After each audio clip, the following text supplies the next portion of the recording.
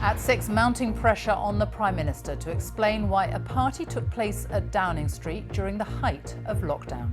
Boris Johnson and his wife Carrie are understood to have attended the drinks in the garden in May 2020. Around 100 people were invited. I apologise again, unreservedly, for the upset that these allegations have caused. There's no need for an investigation into the simple, central question today. Did the Prime Minister attend the event in the Downing Street garden?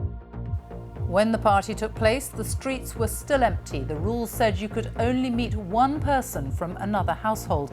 Many families affected by COVID are furious. I'm angry because there was one rule for one person and one rule for the others. We weren't allowed to be with our loved ones, and it's very, very sad. The Metropolitan Police say they are in contact with the government about it. Also tonight, a maths lesson in a sports hall. Classes emerge to cope as the number of teachers off with COVID rises. Desperate times in Afghanistan. The UN calls for billions of pounds in aid, with more than half the population now struggling to find enough to eat. And history, as a 57-year-old man becomes the first human to be given a pig's heart during a transplant. In Sports Day later in the hour on the BBC News Channel, we'll have the latest from Melbourne as Novak Djokovic prepares for the Australian Open, but with more questions about whether he should be allowed to play.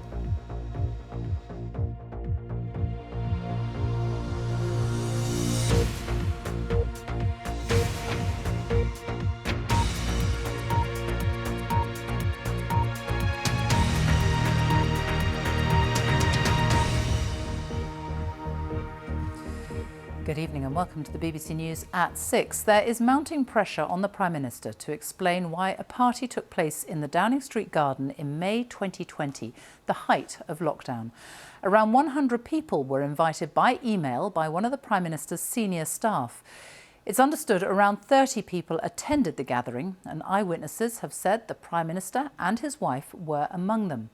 Labour has called on Boris Johnson to come clean about what had happened. At the time of the party in May 2020, across the UK, people could only leave home for work, exercise or essential supplies. You could only meet one person from another household outside, and that had to be socially distanced. Schools were closed for most. Hairdressers and non-essential shops were also shut. Weddings were banned and only close family members could attend funerals. Here's our Deputy Political Editor, Vicky Young.